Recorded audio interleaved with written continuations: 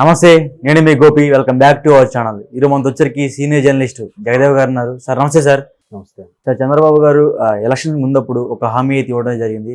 ప్రమాణ స్వీకారం చేసిన వెంటనే నా మొదటి సంతకం డిఎస్సీ మీద పెడదామని చెప్పారు. సో ఇంకా అయితే ఆయన పెట్టలేదు. సో దీనికి కారణం ఏంటంటారు? ఎందుకంటే అసలు ఆయన ఎప్పుడూ లేనిది, అంటే నేను విన్న వార్తల ప్రకారం ప్రభుత్వ ఉద్యోగులు పూర్తి స్థాయిలో గత ప్రభుత్వానికి వ్యతిరేకత ప్రకటించారు, ఓటు ద్వారా చూపించారు. అట్లాంటిది దాన్ని ఏమంటారు, పోస్టల్ బ్యాలెట్లో కూడా ఎప్పుడూ లేనిది 4,40,000 ఓట్లు పోలయ్యాయి. నాకు తెలిసి అంతకుముందు మరి ఇంక అంతకన్నా మించి పెద్ద ఫిగర్ ఉందేమో నాకు తెలియదు. నాకు తెలిసి ఇదే హైయెస్ట్ అనుకుంటున్నా. ఎప్పుడు ఒక 60,000, 70,000, మహా అయితే 1,20,000, 30,000 మంది ఎంప్లాయీసే ఇంతకుముందు పోస్టల్ బ్యాలెట్ ఇట్లే చేసుకున్నారు. ఓకే, ఇట్లా 4 లక్షల పైచిలకు ఎప్పుడు ఇట్లే చేసుకోలేదు. అలా తెలిసిన రోజే చాలా వరకు ఆ రోజు సాయంత్రానికే చంద్రబాబు గారు ఒక రకమైన భావోద్వేగానికి లోనయ్యారని అతని సన్నిహితులు చెప్పుకోవడం. అంటే లేదు, మనం ఏ ఉద్యోగులు ఒకప్పుడు బాబు గారు వద్దులే అనుకున్నారు, అదే ఉద్యోగులు బాబు గారు కావాలి అనుకున్నారంటే నా నుంచి ఏదో ఎక్స్పెక్ట్ చేస్తున్నారు, వీళ్ళు డే 1 నుంచే నేను వీళ్ళకి ఏదో ఒకటి చేయాలన్నట్టుగా డిసైడ్ అయ్యారని అతనితో సన్నిహితంగా ఉండేవాళ్ళు, ఇక్కడ యూనియన్ సంఘాలతో మమేకమైన వాళ్ళ ద్వారా వచ్చిన సమాచారం. ఎంతవరకు వాస్తవమో తెలియదు. ఆ తర్వాత ఉద్యోగుల్లో కూడా బాబు గారు పెట్టినవేంటి, బయోమెట్రిక్, ఎప్పుడు పనిచేస్తూ ఉండాలి, సడన్ విజిట్లు, ఇప్పుడన్నీ ఆయన పెట్టినవే కదా. ఇప్పుడు సోకాల్డ్ సినిమాల్లో, ఇప్పుడు ఒకే ఒక్కటి సినిమాలో కానీ, భరత్ అనే సినిమాలో కానీ, అందులో మహేష్ బాబు వెళ్ళి ఆఫీసు 9 అయితే వెళ్ళి కూర్చుంటాడు ఫ్రంట్గా టేబుల్ మీద. ఒక్కొక్కరు 10, 10:30కు వస్తూ ఉంటారు. వాళ్ళందరూ చూసి వాళ్ళు సిగ్గుపడి వెళ్ళిపోతుంది. ఇవన్నీ కూడా చంద్రబాబు గారు చేశారు. ఆ రోజు పొద్దున్న లేస్తే ఎక్కడికి వెళ్ళిపోయాడో తెలియదు ఆయన. ఏ జిల్లాకి, ఏ రాష్ట్రానికి, ఏ జిల్లాకి, ఏ ఆఫీస్కి, ఏ డిపార్ట్మెంట్కి వెళ్ళేవాడు తెలియదు. టీఎన్ఎన్ వెళ్ళిపోయాడు. సడన్ గా విజిట్ చేసి ఫైల్ చెక్ చేసేవాడు. అది కొంత అప్పట్లో ఉద్యోగులకు ఇబ్బంది పడేది. అంటే పని చేయమని కూడా తప్పుగా ఫీల్ అయ్యారు అప్పట్లో కొంతమంది, అందరూ కాదు. ఎవరైతే పని దొంగలు ఉన్నారో, ఎవరైతే అవినీతి తిమింగలాలు ఉన్నాయో వాళ్ళ వరకు. సో మొత్తానికి మొన్న జరిగిన తర్వాత అరే బాబు గారి హయాంలో ఈ దారుణం జరగలేదు. ఇంకోటి మీరు గమనిస్తే వైసీపీ గవర్నమెంట్ ఇచ్చిన 1 ఇయర్కో 2 ఇయర్స్కో గుర్తులేదు కానీ టీచర్స్ అందరికి కూడా అమరావతి ముట్టడించారు. గుర్తుందా మీకు? ముందు రోజు ఎక్కడెక్కడ లాడ్జీలు ఎవరున్నారో వాళ్ళందరినీ తీసుకెళ్ళి లోపలేసాను అని కూడా చెప్పారంట గవర్నమెంట్ వాళ్ళు. దానికి కూడా భయపడకుండా టీచర్స్ బస్ స్టాండ్లోను, రైల్వే స్టేషన్లోను తలదాచుకుని మొత్తానికి ఒక్కసారిగా 1000 మంది వెళ్ళి దాడి చేశారు. అక్కడ ఫస్ట్ ఇంపాక్ట్ పడింది. అండ్ మోరోవర్ ఎలక్షన్స్లో ఎప్పుడు కీలక బాధ్యత వహించేది ప్రిసైడింగ్ ఆఫీసర్గా ఉండేది ఏపీఓలు వీళ్ళందరూ కూడా, రిటర్నింగ్ ఆఫీసర్ కూడా కొంచెం డియు ర్యాంక్ వాళ్ళు, పెద్ద ఆఫీసర్ వాళ్ళని చూస్తారు కాబట్టి వీళ్ళందరూ కూడా ఎలక్షన్స్ మమేకమయ్యి చాలా ఇన్వాల్వ్మెంట్ ఉండి ప్రతిదీ ఓపిక్గా వింటూ ప్రజలతో ఇంటరాక్ట్ ఎక్కువ ఉండేది ఒక టీచర్స్కి అని నా అభిప్రాయం. ఎందుకంటే పిల్లలు తీసుకొచ్చేటప్పుడు ఆ పిల్లలు బాగోగుల గురించి పేరెంట్స్తో మాట్లాడటం, అక్కడ స్థానికంగా ఉండే వాళ్ళతో మాట్లాడటం. ఇదే హయాంలో, బాబు గారు హయాంలో కూడా ఇంతకుముందు మీకు గుర్తుందో లేదో విలేజ్ కమిటీలను కూడా పెట్టాడు ఈయన. గ్రామ కమిటీల ద్వారా పెట్టి ఆ స్కూలు సక్రమంగా నడుస్తుందా లేదా, ఆ స్కూల్కి సక్రమంగా ఉపాధ్యాయులు వచ్చి వెళ్తున్నారా లేదా, పాఠ్యాంశాలు సరిగ్గా బోధిస్తున్నారా లేదా, స్కూల్కి సంబంధించిన మౌలిక సదుపాయాలు ఉన్నాయా లేదా, ఇట్లాంటి వాటి మీద స్కూల్ని, గ్రామ కమిటీని క్లబ్ చేశాడు. సో టీచర్స్కి అనేదానికి మిగతా ప్రొఫెషన్ కన్నా టీచర్స్ ప్రొఫెషన్ ఒక రకమైన ఆత్మసంతృప్తి ఉంటుంది. అది మనం యాక్సెప్ట్, ఎందుకంటే నేను ఒక మాస్టర్ గారు అబ్బాయిని కాబట్టి నాకు ఆ ఫీల్ తెలుసు. అంటే మా ఫాదర్కి రెస్పెక్ట్ ఇచ్చేవాళ్ళు, దాని గురించి చూస్తే అబ్బా నిజంగా సొసైటీలో అంటే ఎంత పెద్ద ప్రొఫెషన్ అయినా ఉండొచ్చు, బట్ ఆ ప్రొఫెషన్కి ఉండే వాల్యూ ఎప్పటికీ అలాగే ఉంది. బట్ ఇప్పుడు సినిమాల్లో వాటిని కొంచెం చీప్గా, కామెడీగా చేసి చూపించడం, కానీ ఊర్లలో ఇప్పటికీ ఆ తరం మనుషులు ఉంటే, ఆ మాస్టర్లు ఉంటే ఓ రెస్పెక్ట్ ఉంటుంది.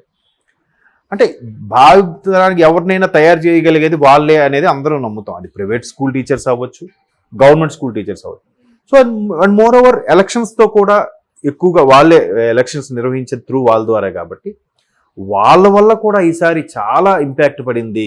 93% ఓటింగ్తో గెలుచుకోగలిగాము అనేది బాబు గారికి చెప్పాను కదా. ఆ రోజు ఈవినింగే కొంతమందితో సన్నిహితులతో కొంచెం భావోద్వేగానికి లోనయ్యారు అన్నట్టు. అంటే మన మీద ఎంత ఎక్స్పెక్టేషన్ పెట్టుకున్నారా, మనం రావాలని గట్టిగా నమ్ముతున్నారా? సో డే 1 మనం ఏదో చేయాలి. అందుకు ఇప్పుడు డిఎస్సి తీయడానికి డిఎస్సితోనే ఫస్ట్ బాల్ కొట్టారు. ఎందుకు కొట్టారు? అది కూడా గత ప్రభుత్వంలో నాడు నేడు అని బడులను మాడిఫై చేశారు. చాలా అందంగా సుందరీకరించారు. వాష్రూమ్స్ అయితేనేమి, గదులు అయితేనేమి, బెంచీలు, వాళ్ళకి ట్యాబులు, ఆ తర్వాత పల్లి పట్టీలు, బుక్స్, యూనిఫాము, షూస్, బెల్ట్ అన్నీ బాగుంది. బట్ అక్కడ ఏం చేశారంటే 1-2 తరగతులకి ఒక స్కూలు, 3 నుంచి 10 ఒక స్కూల్గా డివైడ్ చేశారు. ఇప్పుడు మాడిఫికేషన్ ఇంత సుందరీకరించేసి 1 నుంచి 5 తరగతి వరకు ఉండే దానికి కనీసం స్ట్రెంత్ బట్టి ఒక 5 రూమ్లో 10 రూమ్లో ఉన్నాయనుకుందాం. ఆ 10 రూమ్లు చాలా బాగా పెయింట్లు వేశారు, ఎక్కడ ప్యాచీలు ఉంటాయని కవర్ చేశారు. చేసిన తర్వాత ఈ సిస్టమ్ పెట్టాడు ఆయన. అప్పుడు ఏమవుద్ది? ఒక్కసారి 300 స్ట్రెంత్ ఉన్నది 1-2 తరగతులు అనేసరికి 50-60 మంది ఉన్నారు. 300 మంది కోసం 10 గదులు మాడిఫై చేశారు. ఈ 60 మంది కోసం 10 గదులు ఎందుకు? 2 గదులే వాడుకున్నారు. మిగతా 8 గదులు వేస్టేగా. మరి ఎందుకు మాడిఫై చేసినట్టు? ఎవరి లబ్ధి కోసం? కాంట్రాక్టర్గా. బ్రాకెట్ల విషయం అదే కదా. అదేదో ముందే ఇది చేసి ఆ తర్వాత మాడిఫై చేసుంటే 2 గదుల వరకు ఏదో అని చేయలేదు. తర్వాత ఇంకోటి కూడా చేశారు. మా టీచర్ని చాలా ఇబ్బంది పెట్టారండి.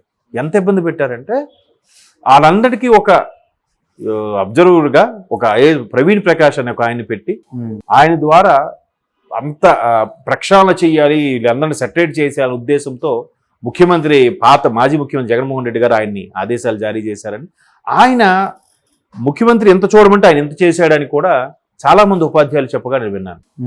ఆ ప్రవీణ్ ప్రకాష్ అనే అతనైతే ఆ పిల్లలకు రోజు ఏం చెప్తున్నారు, చెప్పింది మీరు డైరీలో రాయాలి, మళ్ళీ వాళ్ళు సరిగ్గా రాస్తున్నారా లేదా, వారికి హోంవర్క్ ఇస్తే చేస్తున్నారా లేదా, సిలబస్ మార్చేశారు ఒకేసారి. ఇప్పుడు ఇంగ్లీష్ మీడియం ఇంట్రొడ్యూస్ చేశాడండి. ఇంగ్లీష్ మీడియం కూడా ఇంట్రొడ్యూస్ ఐడియా ఉందా? ఇంగ్లీష్ మీడియం ఇంట్రొడ్యూస్ చేసి వద్దనట్లేదు. దానికి వైసీపీలు ఎలా మాట్లాడారు అంటే మీ పిల్లలు చదువుకోవచ్చు కానీ మిగతా పేదల పిల్లలు ఇంగ్లీష్ మీడియం చదువుకుంటే తప్ప అని. వాడు అంతవరకు 2వ తరగతి వరకు తెలుగు మీడియం అంత ఉన్నాడు, ఒక్కసారి సడన్గా 3వ తరగతి ఇంగ్లీష్ మీడియం అంటే వాడికి ఏం అర్థం అవుతుందండి? ఎక్కడ తెలుగే పూర్తిగా రాదు, మళ్ళీ ఒక్కసారి ఇంగ్లీష్ అంటే ఎవరికైనా వాళ్ళ ప్రాంతీయ భాష మీద పట్టు ఎవరికైతే ఉంటుందో వాడే మిగతా భాషలన్నీ సులువుగా అవలేలగా నేర్చుకోగలుగుతాడు. ఆ భాషలో ఉన్న భావాన్ని కూడా అర్థం చేసుకోగలుగుతాడు. ఇది ఒక్కసారి ఇంగ్లీష్ మీడియం మార్చేయడం, స్కూల్ గదులు 2 తరగతులు పరిమితి చేసి నిన్ను నాడు నేడును మాడిఫై చేయడం. ఇక్కడ ఇప్పుడు 1 నుంచి 5 తరగతులు ఉన్నప్పుడు ఒక 10 మంది మాస్టర్లు ఉన్నారు అనుకోండి, 2 తరగతులకు వదిస్తే ఎంతమంది అవసరం? 2 అవసరం. మిగతా 8 మంది పరిస్థితి ఏంటి? ఈ 8 మందిని ఎలా తిప్పారంటే ఇందులో 2 డెప్యుటేషన్ మీద అక్కడికి వెళ్ళండి ఒక వారం, నెక్స్ట్ వీక్ ఇంకో స్కూల్కి వెళ్ళండి, అక్కడ వాళ్ళు ఏమైనా క్లాసులు చెప్పండి, లేకపోతే అక్కడ కూర్చోండి వెయిట్ చేయండి. ఇట్లా చేశారు. అర్థమవుతుందా? అలాగా చాలా మంది ఖాళీగా ఉంచి అక్కడెక్కడ షఫిల్ చేసి చాలా ఇబ్బందులు పెట్టేశారు. వాళ్ళకి సెంటర్ క్లాసులని, వాళ్ళకి బయోమెట్రిక్ ఆప్షన్కి ముందు మొబైల్ ఇస్తామన్నారు, తర్వాత బైజూస్ ఏదో స్కామ్ అయిందని చెప్పి మరి ఆ ట్యాబ్లు మొబైల్ ఏమి ఇవ్వలే, మళ్ళీ మీ ఫోన్లోనే వేసుకోండి, మీరే అప్లోడ్ చేయండి, మీరే ఇన్ఫార్మ్ చేయండి, పిల్లలు సాక్షు మీకు ఇచ్చిన వేసుకుని వస్తున్నారో లేదో, వేసుకోకపోతే వాడు మీదే తప్పు. అర్థమైందా? వాడు ఫుడ్ పెట్టినప్పుడు మీరు అక్కడ ఖచ్చితంగా తినాలి, ఆ సాంబారు అన్నం అన్ని టేస్ట్ చూడాలి, అది బాగాలేకపోతే మీదే తప్పు, వంటవాడు తప్పు కాదు, మీది తప్పు. అట్లాగా మాస్టర్ని చాలా ఇబ్బంది పెట్టేశారు టీచర్ని. సో అంటే ప్రభుత్వ వ్యతిరేకత ఎంత ప్రాధాన్యత ఉందో, ప్రభుత్వ వ్యతిరేకతలో నాకు తెలిసి 60% టీచర్స్దే ఉంటుందని నా అభిప్రాయం. ఆ 60% ఏదైతే ఉందో అది ఇప్పుడు కూటమికి ఫేవర్గా ఉండడం, కూటమి అది దాన్ని కాపాడుకునే ప్రయత్నంలో భాగంగానే ఫస్ట్ సైన్ డిఎస్సి మీద చేస్తారని ఆశ్చర్యపోకలేదు. అండ్ మోర్ ఓవర్ ఆ ప్రభుత్వ ఉద్యోగులకు చేసిన దాన్ని ఏమంటారు పిఆర్సీ ఏదైతే ఉందో అది కూడా కొంత సెట్టింగే. ఎవడైనా టోటల్గా దాని మీద పెంచడం వల్ల బేసిక్ పెంచడం అనేది చేస్తారు, మళ్ళీ అది తగ్గించేసి హెచ్ఆర్ఏ తగ్గించేసి అన్ని సెట్టింగ్లు మరొకటి కాదులేండి చాలా చేశారు. అదొక సగటు టీచర్ని కలిపితే మొత్తం చేటబారు ఆపకుండా ఆయన ఒక 3 గంటలు చెప్తాడు ఆయన, ఏ మాస్టర్ని కలిపినా మీరు ఆంధ్రప్రదేశ్లో ఎవరినైనా.